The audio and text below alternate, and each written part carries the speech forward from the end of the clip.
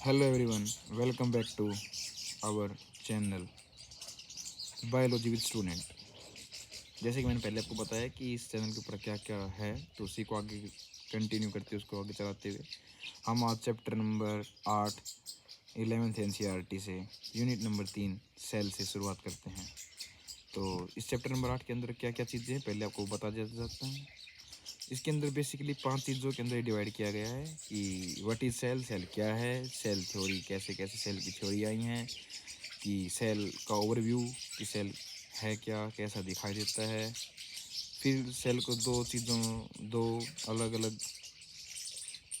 भागों में बांटा गया है, एक प्रोकैरियोटिक सेल, एक यूकैरियोटिक सेल। प्रो मतलब पहले, यूकैरियोटिक मतलब नया।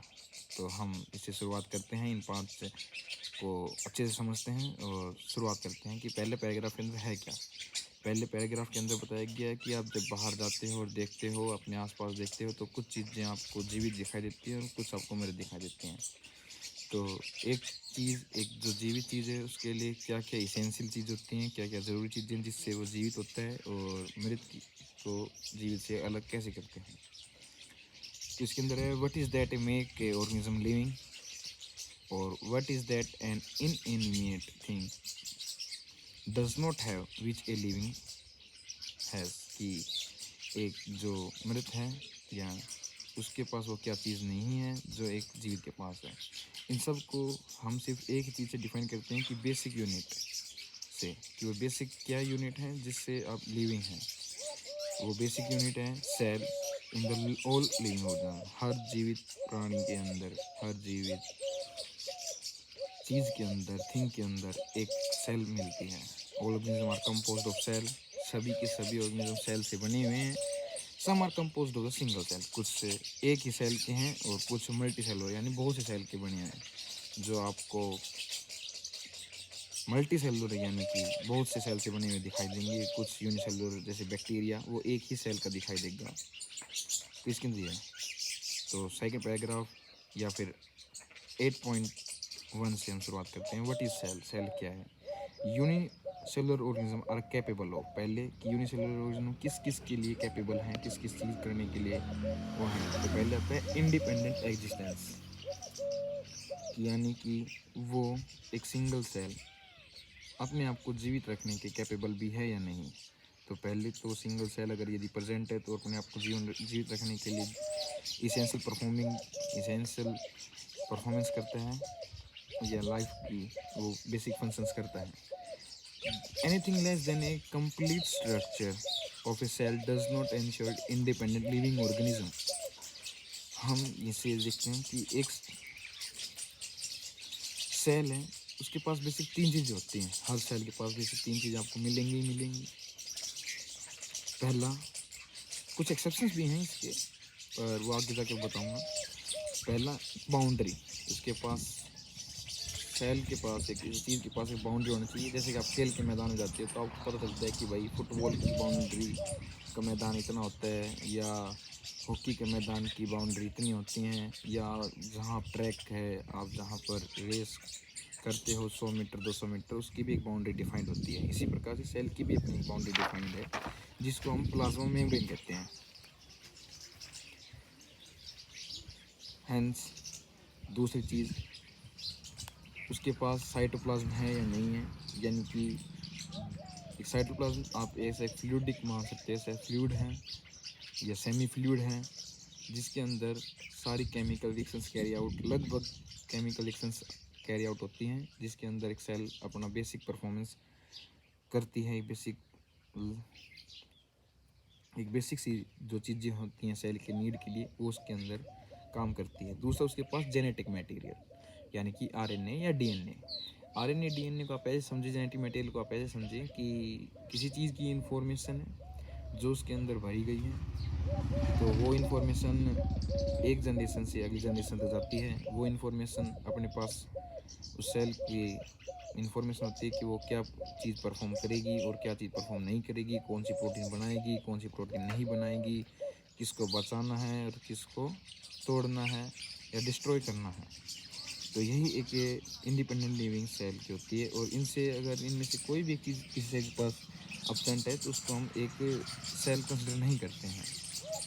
एंटोन वॉन लीeuwenhoek ने पहली बार एक लिविंग सेल को देखा था, एक जिंदा सेल को देखा था। उसके बाद रॉबर्ट ब्राउन आए, उन्होंने सेल के अंदर एक न्यूक्लियस की डिस्कवरी करी। तो बेसिकली न्यूक्लियस है क्या? एक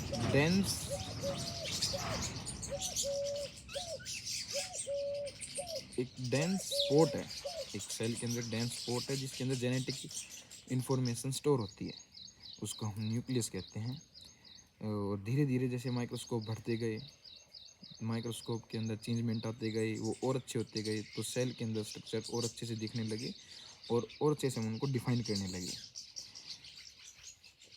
तो उसके बाद इलेक्ट्रॉन माइक्रोस्कोप आए, 1950 के लगभग इलेक्ट्रॉन माइक्रोस्कोप आए और उसके बाद सेल के अंदर के स्ट्रक्चर को देखा गया। तो हम आते हैं अब सेल थ्योरी के ऊपर। तो सेल थ्योरी बेसिकली दो साइंटिस्ट हैं, उन्होंने मिलकर दी है। तो पहले हम पढ़ते हैं इन 1838 के अंदर एक जर्मन के बोटनिस्ट थे जिनका नाम मैथ्यू सेजिलन, या जो भी आप पढ़ते हैं या प्रोनाउंस करते हैं वो हैं। तो उन्होंने एक लार्ज नंबर ऑफ प्लांट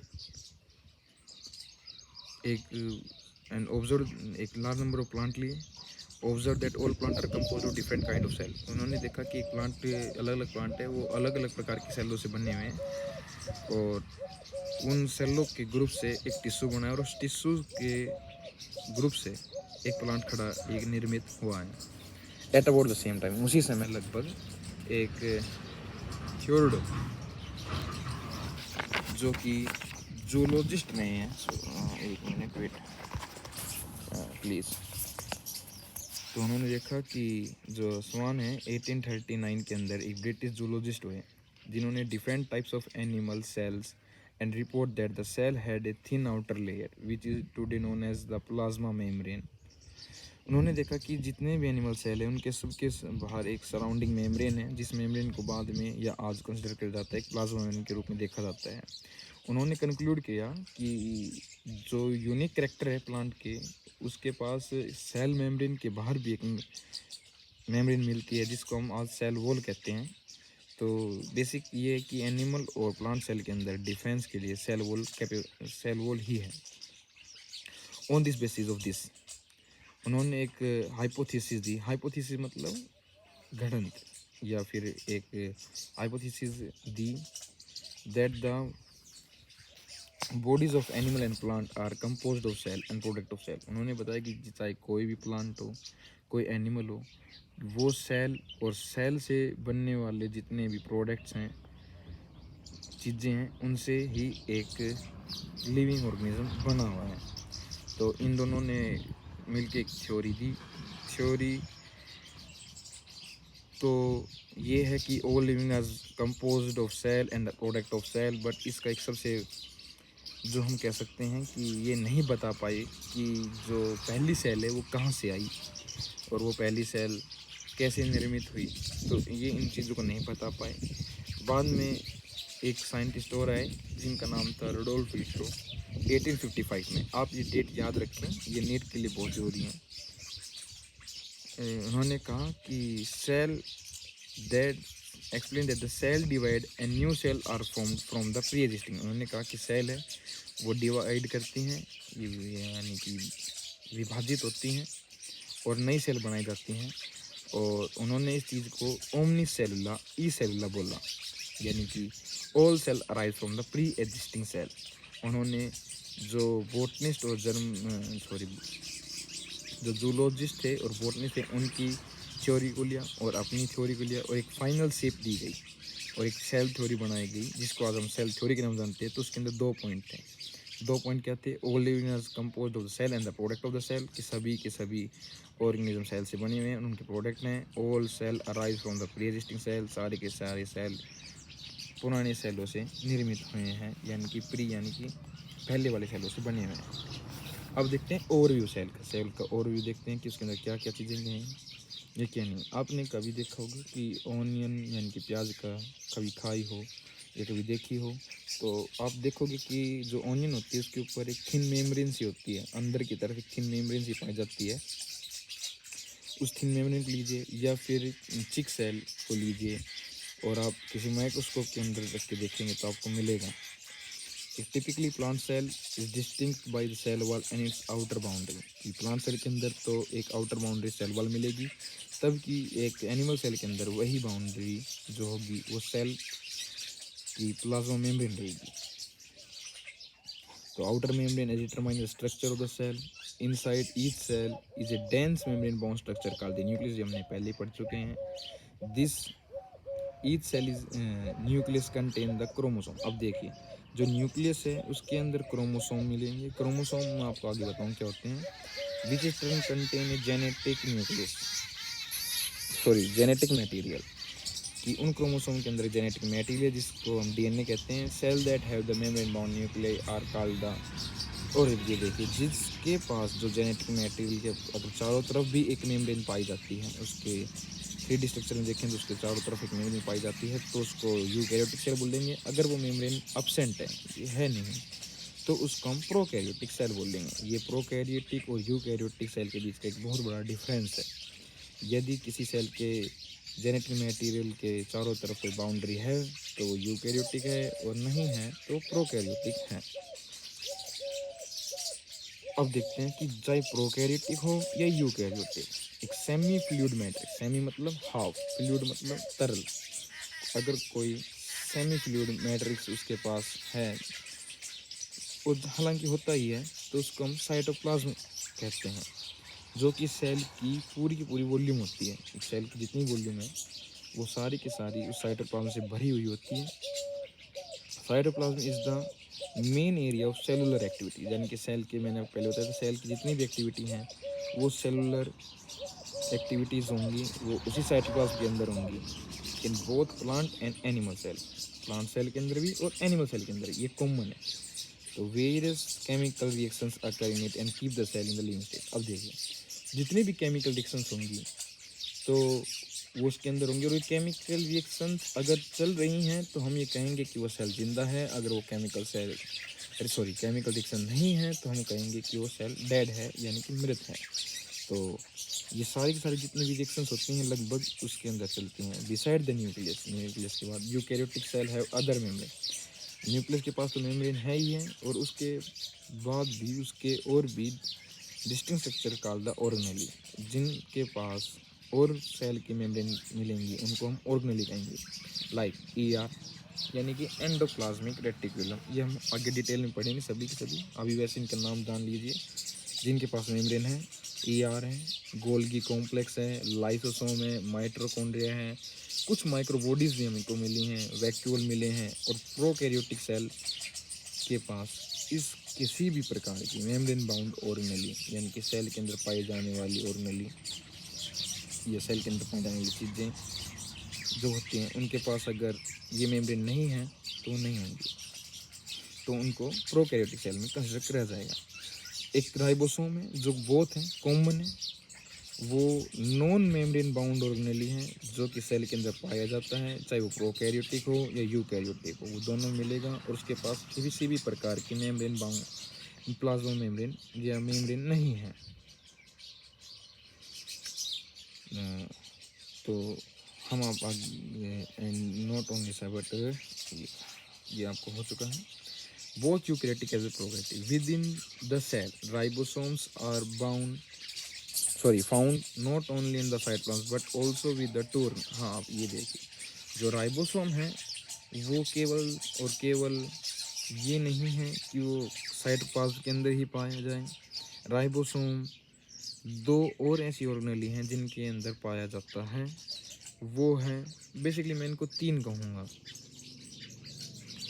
तो एक तो क्लोरोप्लास्ट है जो कि प्लांट के अंदर पाया जाता है, तो उसके अंदर भी राइबोसोम मिलता है। माइटोकॉन्ड्रिया जो एनिमल के अंदर है उसके अंदर भी मिलता है। और ER यानी कि रफ एंडोप्लाज्मिक रेटिकुलम, जो एंडोप्लाज्मिक रेटिकुलम उसको दो भागों में बांटा गया है, ये हम आगे पढ़ेंगे। तो एक रफ होता है, एक स्मूथ होता है। तो रफ जो एंडोप्लाज्मिक रेटिकुलम है उसके ऊपर भी राइबोसोम मिलते हैं। Animal cell contain another non membrane. अब ये चीज़ अच्छे से जानते हो, ये नीट के लिए बहुत इंपॉर्टेंट है और शायद इससे क्वेश्चन भी आ चुके हैं और आगे भी इनका चांस है कि राइबोसोम के अलावा जो एनिमल सेल है उसके अंदर एक सेंट्रियोल होता है जो सेल डिवीज़न में हेल्प करता है, तो उसके पास भी मेम्ब्रेन नहीं होती। अब ये बात नोट कर लीजिए, उसके पास भी मेम्ब्रेन नहीं होती है। Cell differ greaterly in size. अब देखिए, जो सेल का साइज, शेप है और एक्टिविटी है, वो सेल कहाँ लोकेटेड है इस चीज़ के ऊपर डिपेंड करता है। हमें इसके अंदर बहुत ज़्यादा डाइवर्सिटी मिलती है, और जैसे कि हम देख सकते हैं जो सबसे स्मॉलेस्ट सेल जिसको हम कंसिडर करते हैं वो माइकोप्लाज्मा है। जो स्मॉलेस्ट सेल भी उसको बोला जाता है, वो 0.3 माइक्रोमीटर की ही लेंथ का होता है, जबकि जितने भी बैक्टीरिया होते हैं उनकी लेंथ 3 to 5 माइक्रोमीटर होती है। तो लार्जेस्ट जो आज तक का हम ये कहेंगे कि जो सबसे बड़ा सेल हमें मिला है वो एक ऑस्ट्रिच का एग है। आप ये जान लीजिए कि जो एग होता है वो एक सिंगल सेल होता है। तो सबसे बड़ा एग क्या है, ऑस्ट्रिच का, तो उसको हम सबसे बड़ा सेल भी कंसिडर करते हैं। Among multi cellular organism, human की जो रेड ब्लड सेल है, जैसे मल्टी सेलुलर के अंदर जो ह्यूमन यानी कि आरबीसी है वो 7 माइक्रोमीटर की डायमीटर में होती हैं। नर्व सेल लॉन्गेस्ट हैं, नर्व सेल सबसे लंबी होती हैं, तो वो कुछ मीटर्स में भी हो सकती हैं। Cell also vary greaterly in their shape के अंदर भी अलग अलग होती हैं, कुछ लंबे होते हैं, कुछ गोल होते हैं, कोई चौकोर टाइप के भी होते हैं, कुछ रेक्टेंगुलर टाइप के भी होते हैं। दे में भी disc shape, polygonal, कोल्यूमिनार, cuboid, thread और इवन इरेगुलर, यानी कि मैक्रोफेज टाइप जो इरेगुलर शेप्स की पाई जाती हैं। द शेप ऑफ सेल में very with the function they perform. हाँ, अब आप ये चीज़ बचेंगे कि सेल क्या वर्क कर रहा है, क्या फंक्शन परफॉर्म कर रहा है, इसके ऊपर बहुत ज़्यादा डिपेंडेंसी होती है। आप देखेंगे अगर उसको कंडक्शन करना है एक जगह से दूसरी जगह तक, कोई सिग्नल है, कोई इन्फॉर्मेशन पहुंचानी है, तो आप वो लंबाई मिलेगी उसकी। यदि वही सेल है जिसको कुछ चीज़ें एनगल्फ करनी है यानी निगलनी है, तो उसको थोड़ा सा गोल मिलेगा आपको। तो ये उसकी परफॉर्मेंस के ऊपर होती है कि वो क्या चीज़ परफॉर्म कर रहा है। तो आप जैसे डायग्राम में देख भी सकते हैं, जो नर्व सेल है वो ब्रांच और लॉन्ग है। जो ट्रैकिड है, जो प्लांट के अंदर पाए जाते हैं, वो इलोंगेटेड शेप्स के हैं क्योंकि उसको कंडक्शन करना है। जबकि मीज़ोफिल सेल है, उनको काम करना होता है बेसिकली फूड प्रोडक्शन करने के लिए, कार्बोहाइड्रेट बनाने के लिए, तो वो हमेशा राउंड और ओवल शेप की मिलेंगी। जो एपिथेलियल सेल हैं वो लॉन्ग नैरो टाइप के हैं। वाइट ब्लड सेल हैं वो अमीबॉइड शेप के हैं। अमीबॉइड शेप मतलब अमीबा लाइक स्ट्रक्चर, अमीबा एक टाइप का ऑर्गेनिज्म है, वो हम आगे पढ़ेंगे। और आरबीसी जैसा जानते ही हो, जो कि थोड़े डिश शेप स्ट्रक्चर है। तो बताते हैं प्रोकैरियोटिक सेल, यानी कि 8.4 प्रोकैरियोटिक सेल क्या है और कैसे कैसे होती है और क्या क्या उसके अंदर पाया जाता है। तो प्रोकैरियोटिक यानी कि पुरानी cell are represented by bacteria, जो बैक्टीरिया के पास होती हैं। ब्लू ग्रीन एल्गा यानी कि बीजीए, माइकोप्लाज्मा हमने पहले पढ़ा है। पीपीएलओ प्लूरोनिमोनिया लाइक ऑर्गेनिज्म, ये भी एक प्रकार का ऑर्गेनिज्म है जो निमोनिया जो हमारे होता है उसके जनरली उसको बीमारी को बनाने के लिए, बीमारी पैदा करने के लिए रिस्पॉन्सिबल होता है।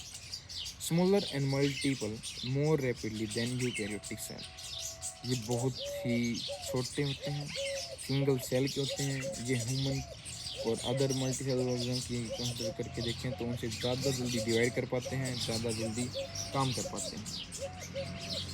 दे may vary greaterly in shape and size, जैसे पहले बता सके शेप और साइज में ये भी करते हैं। तो इनकी जो बेसिकली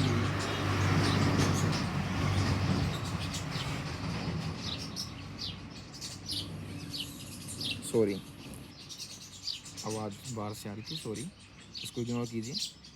तो बेसिकली ये बैक्टीरिया चारों शेप की बनाई गई हैं, rod like, coccus, spherical, vibrio, comma and spiral. तो आप ये चीज़ याद कर लें, जैसे मैंने नोट कर रखे हैं, आप भी इनको अलग से नोट कर सकते हैं या अपने बुक के अंदर लिख भी सकते हैं। जो रोड लाइक हैं वो स्पोर्स बनाते हैं, और जो स्पाइरलन हैं या स्पाइरल शेप के हैं उनके पास एक फ्लैजिला पाया जाता है जो कि मूवमेंट में हेल्प करता है। तो ये दो चीज़ याद कर ली एनसीईआरटी से के ये चैप्टर नंबर शायद सेकंड या फर्स्ट के अंदर दिए हुए हैं, तो वहाँ से मैंने ये लिखे हैं, ये आपसे पूछ सकते हैं। Organism of the prokaryotic cell is fundamentally similar even through the prokaryotic exhibit a wide variety of shape and देखो यही वही सेम चीज़ें हैं, इनसे कोई क्वेश्चन नहीं आएंगे। हम आगे चलते हैं। सबसे इम्पोर्टेंट ये दो पेज हैं, ये दो पेज मैंने खोल रखा है, पेज नंबर 20, 128 और 129। ये बहुत इंपॉर्टेंट पेज है, यहाँ से हर बार क्वेश्चन आते हैं और आगे भी आने की संभावना है। Prokaryotic have a cell wall surrounding this cell membrane except in mycoplasma. ये याद करिए कि एक माइकोप्लाज्मा को छोड़कर, जो कि बैक्टीरिया है, उसके पास सेल वॉल नहीं होती, बाकी लगभग हर बैक्टीरिया के पास सेल वॉल पाई जाती है। जो fluid matter is filling the cell is the site, वो आपको बता चुके हैं, साइटोप्लाज्म होता है जो फ्लूइड होता है, जो उसकी वॉल्यूम ऑक्यूपाई करता है। वेल डिफाइंड न्यूक्लियस, उनके पास कोई न्यूक्लियस वेल डिफाइंड नहीं होता क्योंकि बाउंड्री नहीं है, तो उसकी शेप हम वेल डिफाइंड नहीं कह सकते। The genetic material is basically naked, यानी कि अगर मेम्ब्रेन नहीं है तो हम ये कहेंगे कि जो जेनेटिक मटेरियल वो नेक्ड है। Not enveloped by the nucleus membrane, nucleus membrane नहीं है। In addition the genomic DNA वो सिंगल क्रोमोसोम होता है, यानी कि वो एक ही क्रोमोसोम होता है। ये आगे बताएंगे मल्टी क्रोमोसोम और सिंगल क्रोमोसोम क्या है। सर्कुलर होता है, यानी कि गोल, जैसे हमारे स्पाइरल शेप है, उनका सर्कुलर शेप होता है। मैनी बैक्टीरिया है स्मॉल सर्कुलर डीएनए। अब ये चीज़ सबसे ज़्यादा है, कुछ बैक्टीरिया के पास जेनेटिक मटेरियल, एक जो बेसिक इंफॉर्मेशन वो तो है, उसके साथ एक और जेनेटिक मटेरियल होता है जिसको प्लाज्मिड कहते हैं। वो बैक्टीरिया की मोर्फोलॉजिकल चेंज के लिए रिस्पॉन्सिबल है। वो बैक्टीरिया को अलग अलग प्रकार की केमिकल से बचाता है, यानी कि एम्फिसिलिन है या टेट्रासाइक्लिन है, ये अलग अलग प्रकार के जो केमिकल हैं, या एंटीबायोटिक्स से बायोटिक हमने जो बनाए हैं उनसे उसको रेजिस्टेंस प्रोवाइड करने के लिए होता है। This smaller DNA are called the plasmid. The plasmid DNA comes from the certain unique phenotype to the character of the such bacteria. One such character is resistance to the antibiotic, मैंने पहले बताया आपको। In higher class बताएंगे कि higher class में आपको पढ़ना है। DNA is used to monitor bacteria transformation with foreign DNA. अब ये देखिए सबसे इम्पोर्टेंट लाइन है, जो डीएनए वो यूज़ करते हैं वो मॉनिटर करते हैं कि बैक्टीरिया की ट्रांसफॉर्मेशन, या ट्रांसफॉर्मेशन मतलब बदलाव, एक बैक्टीरिया का बदलाव विद द फॉरेन डीएनए, यानी कि बाहर के जो डीएनए है उसके अलावा उसके पास जो डीएनए उनसे अलग करता है। न्यूक्लियर मेम्ब्रेन इज फाउंड, वो हमें पहले पढ़े हैं, जो न्यूक्लियर मेम्ब्रेन, तो nuclear membrane is found in eukaryotes. No organelle, कोई ऑर्गेनेली नहीं होती है, लाइक वन इन यू, जैसे कि यूकैरियोट्स में होती हैं, और found in prokaryotic cell except for the ribosome.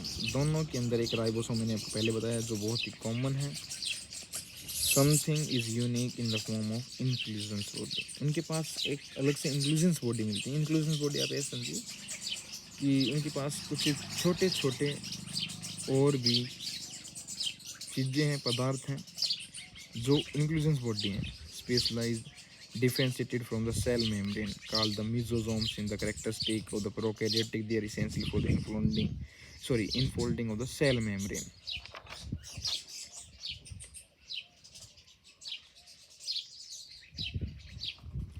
Mesosomes is the characteristic of prokaryote. ये याद रखिएगा, ये जो सबसे इम्पोर्टेंट लाइन है इसको याद रखिएगा कि जो mesosomes हैं वो characteristic है किसकी, प्रोकैरियोटिक।